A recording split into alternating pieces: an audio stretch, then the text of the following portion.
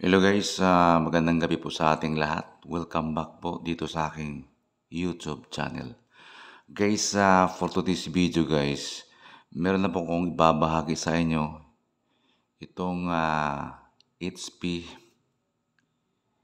Elite D705 G4 Ryzen 3 2200G.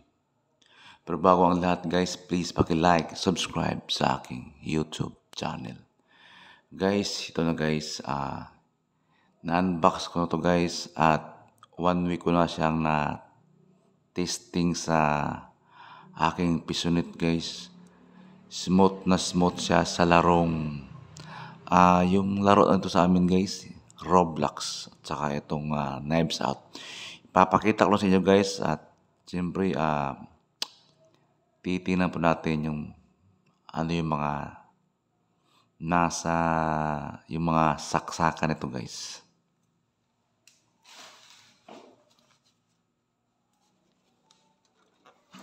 Ito siya guys. Yan.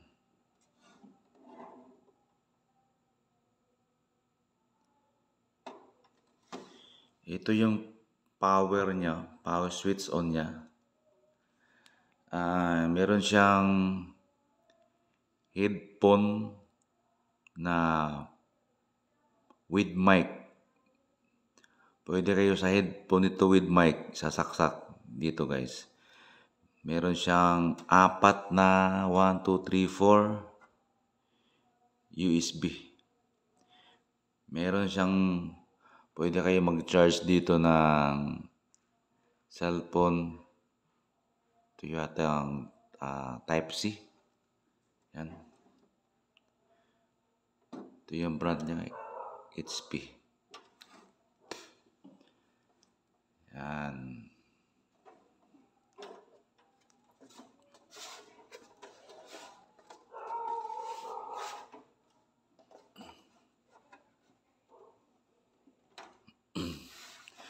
Dito sa likod guys, ito naman yung pwede rin ito sa audio. Meron siyang dalawang display port, BGA cord, wala siyang HDMI. So, meron siyang dalawang USB. Meron siyang ito, internet port. Dito isasak yung RJ45. Meron siyang 4 na USB. Siyempre, ito yung power supply niya.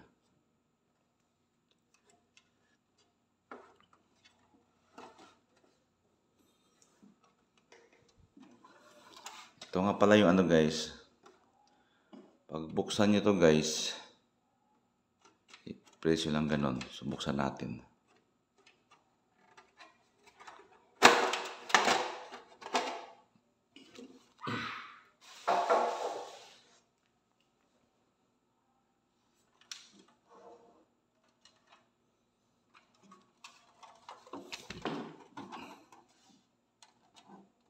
Yan siya guys. Yan yung power supply niya. Meron siyang 80 plus platinum.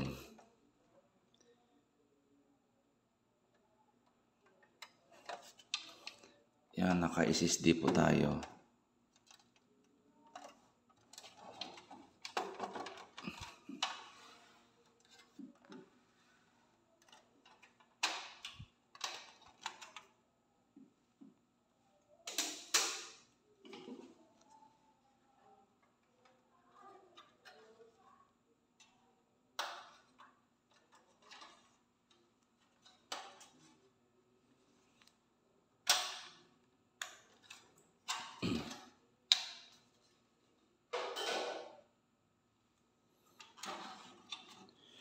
Ayan siya guys. Meron siyang dalawang 8 gig. Bawat isang RAM guys, meron siyang 8 gig. So total niya sa dalawa, 16 gig.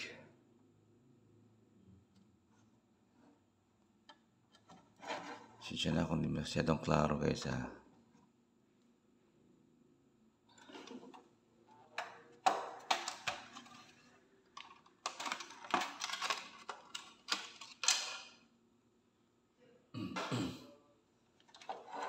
Yan siya guys.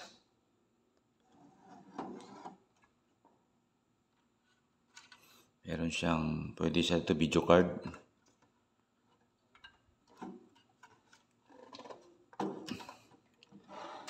Meron siyang kabitan ng video card. Yung tawag nito. Yung maliit lang na video card. Low profile. Ang processor nga pala nito guys, Ryzen 3 2200G.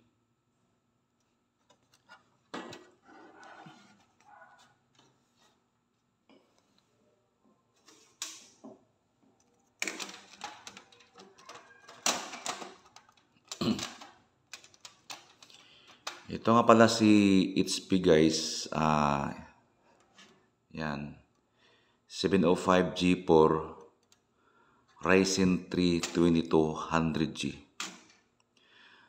Nabili ko to sa Shopee guys. Halagang 4,999. Papakita ko yung shops nyo guys ha.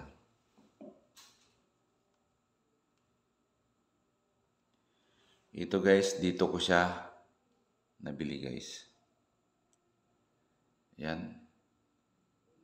TGPC.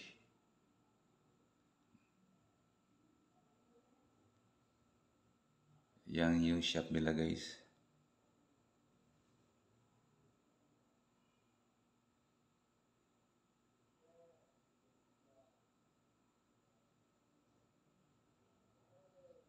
Yan. TGPC.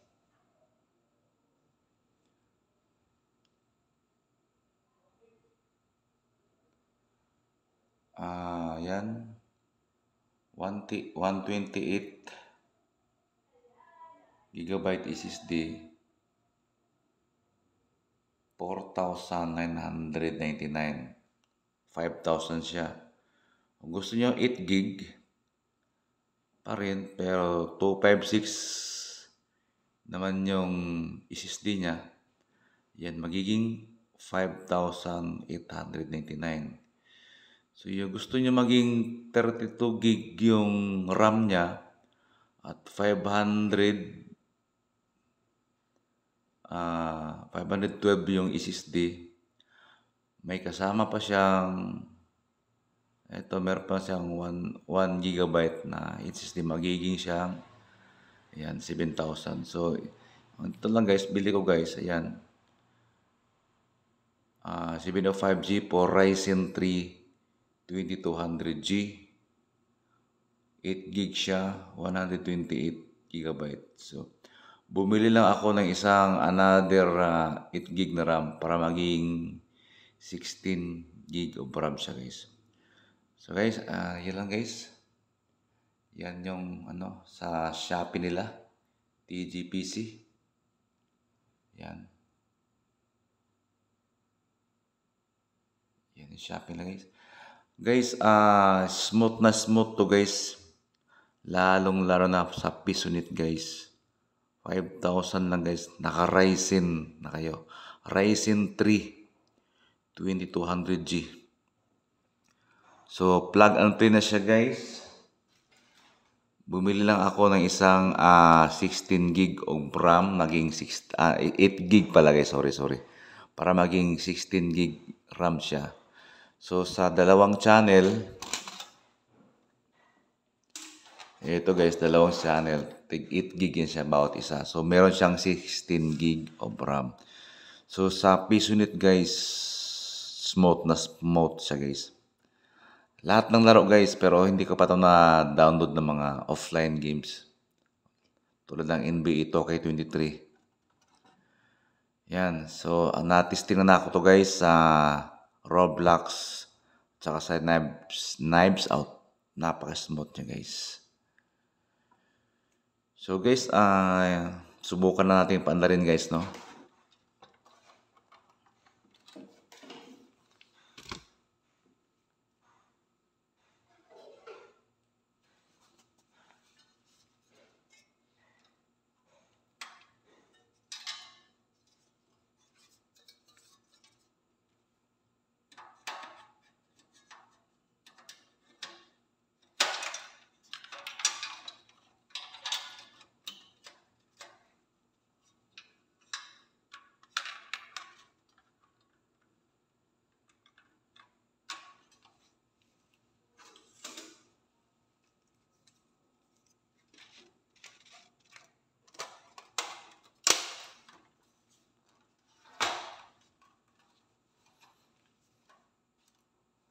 Kabit ko lang yung BGA cord sa likod.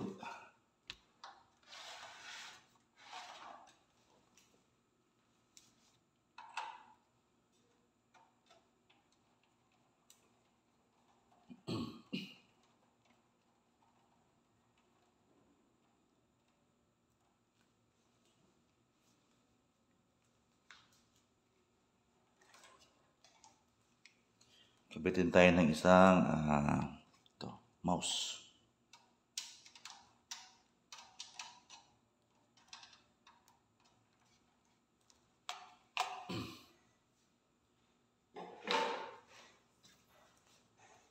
Kuha tayo ng power supply guys. Ito, power supply.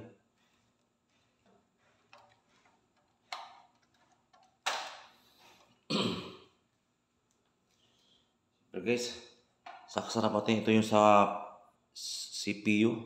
Ito naman yung sa monitor guys.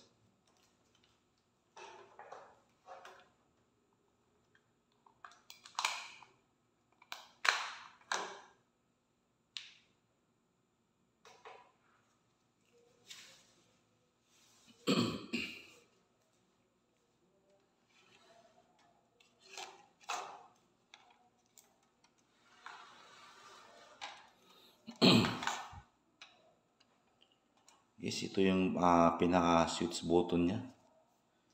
So, pandarin ko na guys.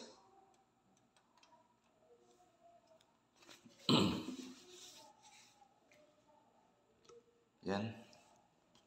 Umiikot yung fan niya guys.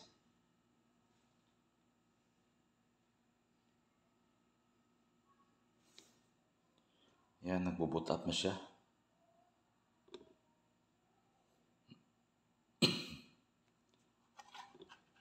So yan guys, mabilis yung pag-boot up niya dahil naka-SSD po tayo.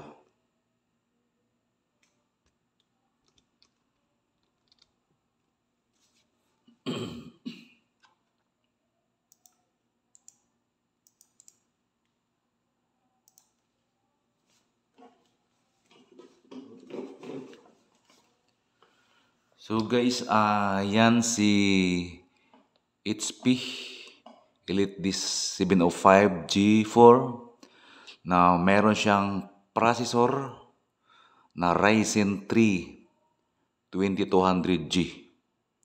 Siyempre yung ginamit ko 16 gig of RAM, dalawang 8 gig. So advice ko lang guys sa mga lalo na guys sa pang-gaming no. Dapat naka dual channel kayo guys, naka dalawang 8 gig kayo para 16 gig siya para smooth na smooth sa mga laro guys.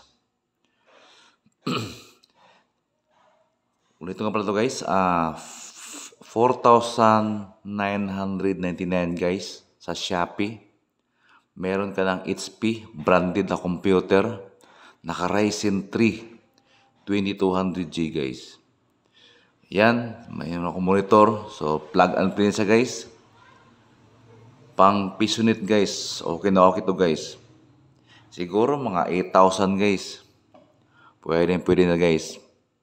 Pang PisoNet. Lahat kayang laruin guys. Smooth na smooth pagka naka-Ryzen guys. Sa mga PisoNet. Si Ryzen 3 2200G. Smooth siya guys. Sa mga laro tulad ng Roblox. Napaka-smooth niya guys. So guys, hanggang dito lang ating video ngayon guys. Kung meron kayong mga tips or mga idea, mga unboxing na nakuha sa aking mga video, please paki-like, share, subscribe sa aking YouTube channel. Maraming salamat guys. Ingat-ingat po tayong lahat and God bless po sa ating lahat.